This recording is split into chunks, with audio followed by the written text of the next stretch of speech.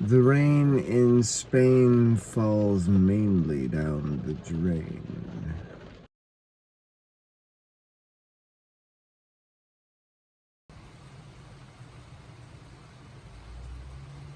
It's a rainy morning, so I'm taking some extra time here in my educational bubble, listening to Paul Bloom's new book, Psych, which is essentially a compilation of his notes from teaching Intro to Psych at Yale. I think he teaches at Yale. Anyway, it's an interesting Intro to Psych book. I've often wondered about the value of introductory courses, and I would consider pretty much all science taught in high school as introductory courses. You don't really go deep enough on any particular topic to fully understand it. It's more about getting a general interest or feel for something. So, is this an arena or a domain of knowledge that I want to invest time in? Is it enjoyable to learn about these things? I'm guessing that's the point of an intro class. So I don't think I've taken a single note in the first 6 hours of this book because it's quite general. It's interesting and it's entertaining, and he does a good job putting it together, but it's not noteworthy. Well, just thinking about that. General information, and I think the internet has made information more and more general. We have less patience to dive deep into something, and also it's just not as available. The deep dives don't do as well, so they get buried in the search results. So we tend to interact with more and more general information, which gives people a broader sense of things, but they don't really understand them, which I think allows for misinformation to prevail. So anyway, I'm thinking about that as I spend some time listening to the rain and this book. And yeah, I'm in no rush to head upstairs. It's kind of nice just being here. It's not that hot today. It's in the 60s. It's been steamy most mornings. So this is a nice break. I'm at the Ford dealership in town waiting for my dad. Gonna help him buy a truck. He's wanted a new truck for a long time, so I'm going over all the specs with him and making sure he doesn't get taken advantage of by the salespeople. Yeah, right?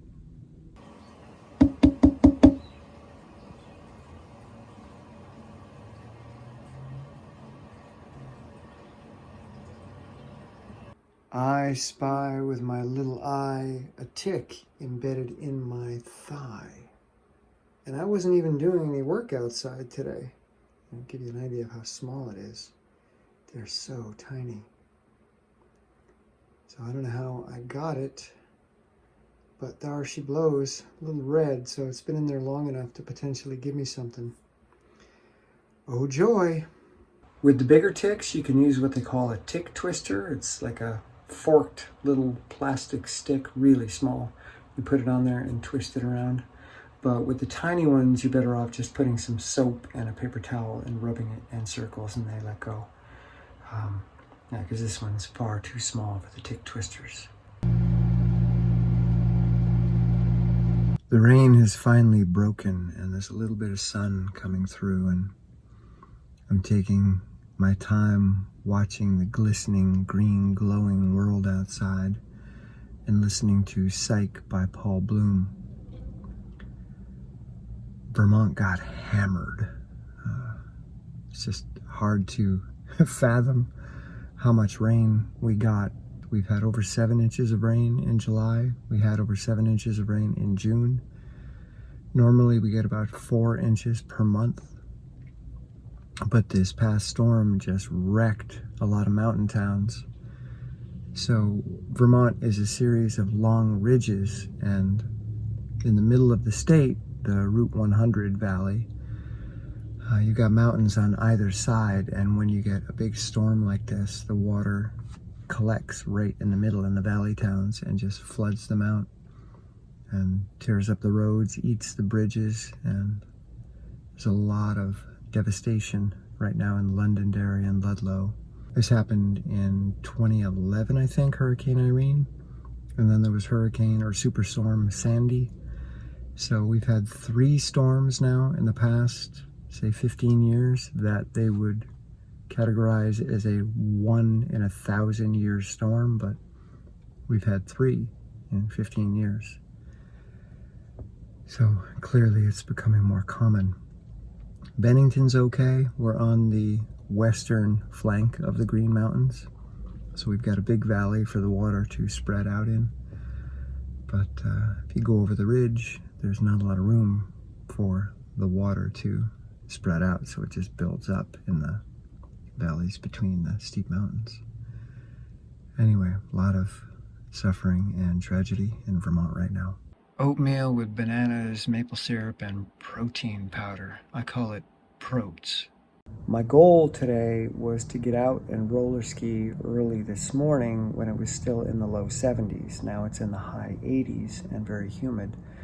But I've been on coaching calls for most of the day so far. It's now 1 o'clock.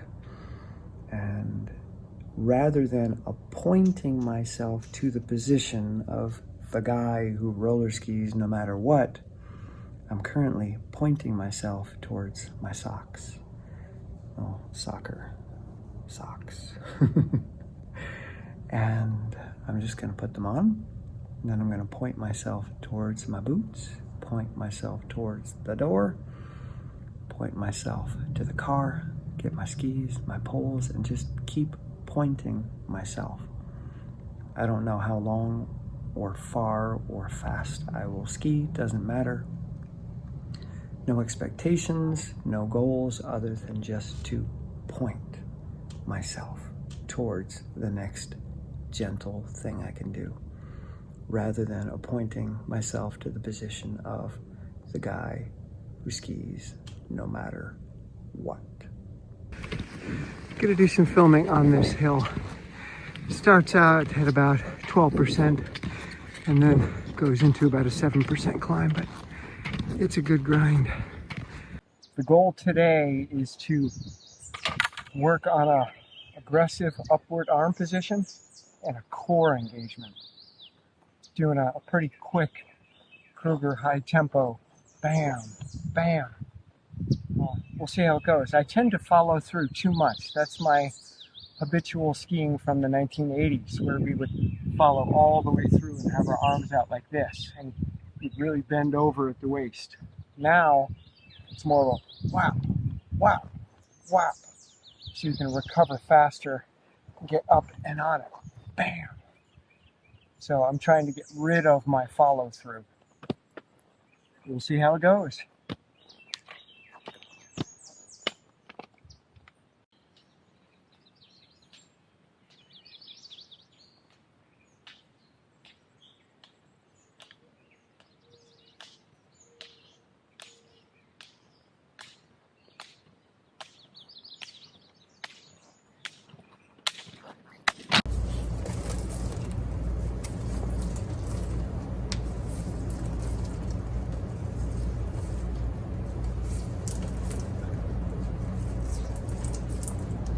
The rain is just not letting up. When I was out there skiing, I got hit twice with mega downpours. Finally got back to the studio, and now it's opened up even more. There was over 2 inches of water in the road when I was skiing, and I can see it already flooding the street outside. So we're just getting hammered and hammered and hammered. Not cool. This is the 4th deluge of the day, and the power just went out. Can't even see out there, the rain is coming down so hard. Oh my God. It's insane. I just caught a really interesting conversational experience that I was having with myself, and I thought I would film it because it's pretty informative. So I'm in the midst of putting my socks on for roller skiing, and I wear 2 layers of socks because your feet really sweat and you can blister pretty easily. So thicker sock that only goes up above my ankle bone, and then a longer, thinner sock that goes up to protect my soleus and calves from the rubbing of the boots. Anyway, as I'm going through the sock motion, I noticed that I really don't feel like roller skiing. It's already in the mid 80s. It's pretty humid outside. It's later in the day. I wanted to try to get out earlier, but I was super tired this morning, so I'm doing computer stuff instead. You can probably hear the fan on the computers. It's processing some video. Anyway, there was a part of me that said, why are you roller skiing? Why are you doing this? You don't want to. But there's another part of me that knows that I really like it. And once I'm out there doing it, I'm going to be really happy I did, because it's a positive, empowering experience. But this guy sitting here in a very hot room, because the power went out last night from a biblical rainstorm, so the AC was off all night long, so the room is pretty steamy. So the guy in this room, feeling this environment, being pretty uncomfortable, he can't imagine that roller skiing would be a positive experience. How could it be?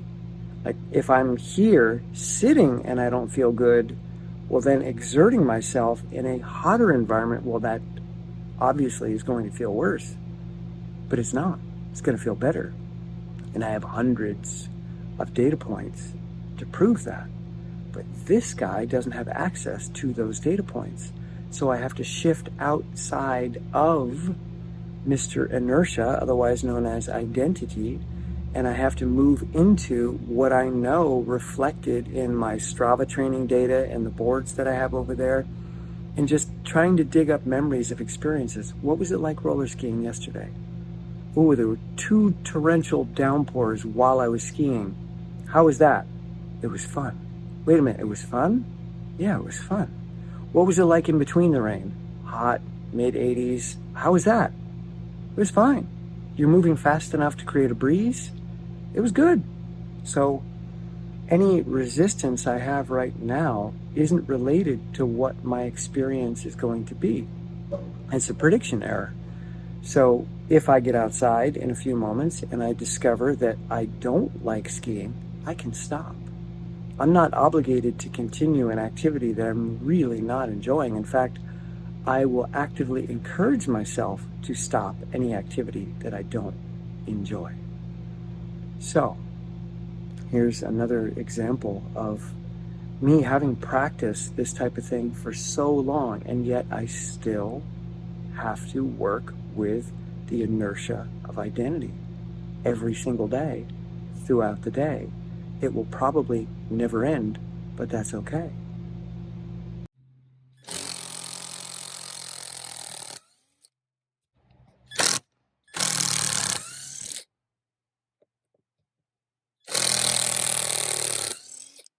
Taking up the old deck that I installed back in the early 90s, and then we're gonna dig down and put a foundation under the house here. It's just laying on the ground.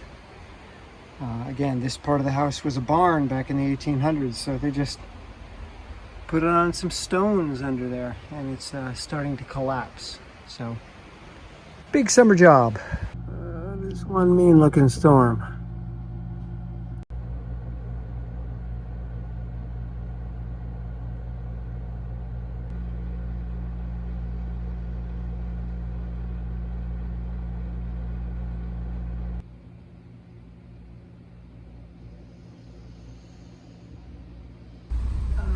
Pulling out of my driveway and noticed in my front yard, hey kids, what's going on? I am in Saratoga Springs, New York at the moment, which is one of my favorite places, but I'm here to bring my mom to the specialist to see if they can figure out what's going on. Just had lunch at the co-op here in Saratoga, and they've got a great garden right in front of the store. Really neat, right in the middle of the city. It's 3:30 in the afternoon, and I'm just getting back into town. It was an all-day affair in the Saratoga area. My mom's visit didn't really bear fruit. This doctor was a neurosurgeon, and they suggested that we schedule an MRI and an ultrasound while she's moving her head, both of which have already been done. So I'm not sure what they would look for in the new images or how they would do it differently, but so far nothing of note. So I'm going to keep doing research myself, but it's really frustrating and challenging for my mom, who is in a pretty compromised state, and nobody seems to have answers. And the human body is incredibly complex, and this is one of the challenges, that the more I learn about the body and the brain, the more humble I become in my understanding, because the more research you do, the more complexity you discover. But people don't want complexity as the answer. They don't want to hear, well, we've got to run some tests. We don't know. They want a solution. They want an answer. But we often don't have the answer. For many things that go wrong in the body and in the brain or mind, there is no answer yet. And that's just the reality. So that's tough. But I'm going to do what I can to see what I can uncover and look at what the doctors are saying and spend some time going down some rabbit holes, and you never know. All right, I got to get back to work. Or should I say, I have to start my work day. Coming in? Coming in? Come on, girl. It's been a slow and sluggish morning. Really, really tired. Yesterday, lots of driving kind of weakened me. It's amazing how sitting tires me out more than being physically active. So yesterday, sitting in the car back and forth to take my mom to the appointment, and sitting in the waiting room, etc., just really smoked me. And I'm noticing my hamstrings are really sore, and so are my glutes.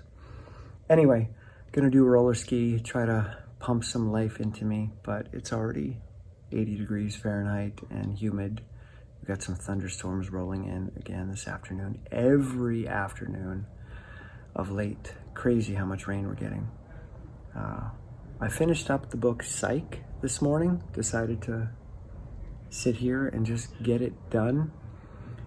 It's Paul Bloom's introductory to psychology course at Yale. He turned it into a book. He took his best notes from the course and made a book out of it. And it's interesting, but it's mostly just entertainment, which I think most courses that are introductory are entertainment. You don't really go deep enough to get an understanding that you can leverage, but you're kind of just window shopping. Or it's like going to a food court where they have lots of samples of food to try, and you just go around eating lots of samples. And then at the end, you're like, ooh, that was just a lot of different types of flavors, and I'm not digesting it well. And that's kind of how I feel about the book. Yeah, it was just like, okay, but then we're jumping to the next thing. Okay, we're jumping to the next thing for 15 hours.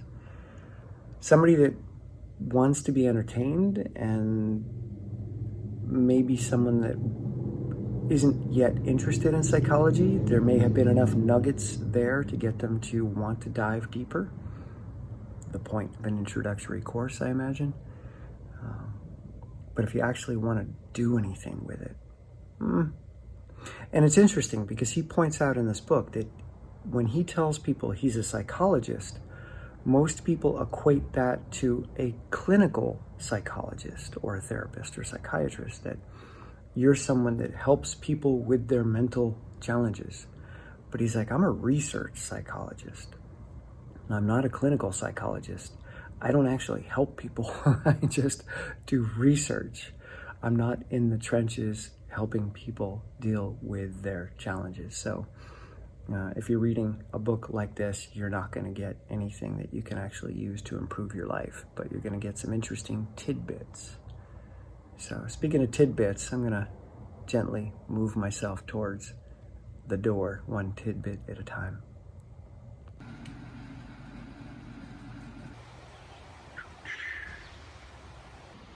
Getting the joists out was actually the hardest part because it's old nails rather than screws. So I gotta sledgehammer the entire thing to get them out, but making progress. And you can see how the house is just built right on the ground. It's sitting on the dirt. There's not even stones or cinder blocks holding it up. Crazy.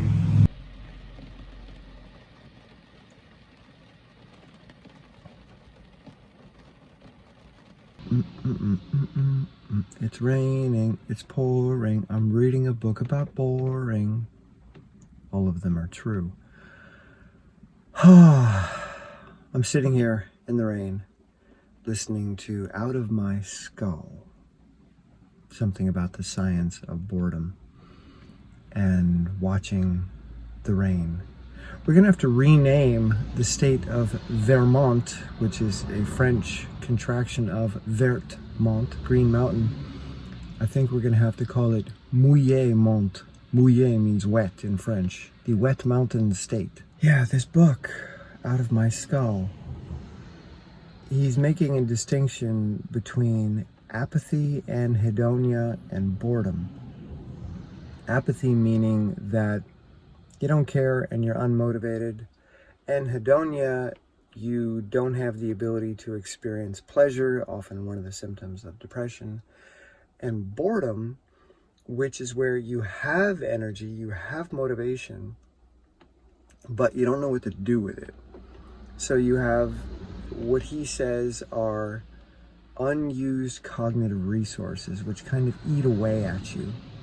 And if we go back to the French again, their word for boredom is ennui, which translates more into annoyance than it does into boredom, the way most people here describe boredom. And what he's going for in this book is a very similar ennui. Like, I'm annoyed. I want to do something, but I don't know what to do. I just want to do something. Very different than being apathetic, which is what most people describe when they're bored. They're like, boring. That's apathy. Anyway, I'm curious about this book because boredom and boring activities are a big part of my toolkit. Using boredom as an access point. In fact, meditation is, to a large extent, using boredom to bore a hole into something of value, to get through the superficial nature of reality, to get through your identity and bore down into something more significant. And as I sit here, I realize that I'm almost never bored anymore using the definition that he's using here. I'm not really ever annoyed. And you'll hear me talk about being outside of identity or inside. Identities get annoyed. Identities have a wanting. They want to do something. They want things to be bigger, better, and more interesting than they presently are.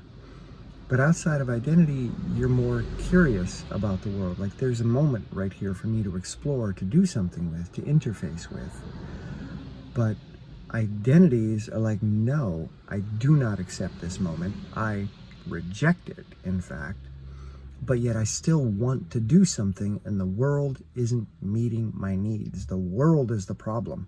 I'm not the problem. I have interest, I have desire, but I don't see it represented anywhere around me, and therefore the world is wrong.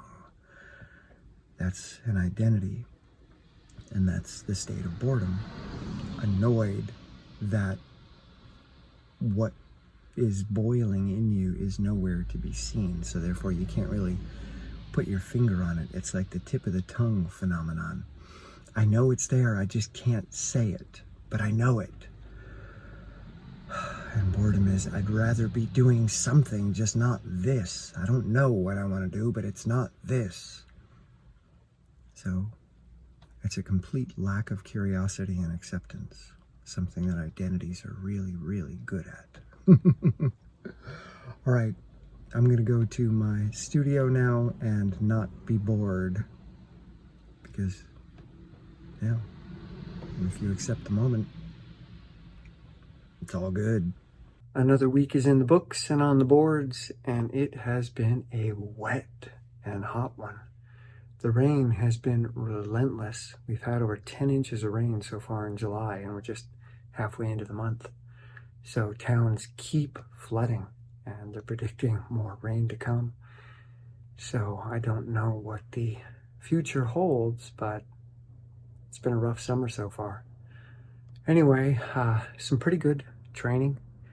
Bouncing back into some strength, challenging myself a bit more, playing around with some more intensity on the dips, up to sets of 15, which I haven't done in a really long time. And again, that's not planned, and it's not my maximum. I don't ever want to hit my maximum, but it's enough that I feel it. It's like, okay, I'm working, and my body wanted to do it. So I just let that take place. Thinking about my personal projects, my family projects, thinking about what people are going through in Vermont and elsewhere in the country. If we look at the big picture, we can become overwhelmed. We can shut down. It can seem like too much, but one step at a time, as gentle as possible, with just a little bit of future in front of you. Let's bring that over. There it is. A little bit of future, not too much. And then the steps are doable. But if the future is looming large and we're imagining too much of it, we'll just stop in our tracks, because who are we? Just insignificant little humans. But within a tiny bit of time, we're incredibly powerful. All right, I'm going to go home and have some dinner and call it a night.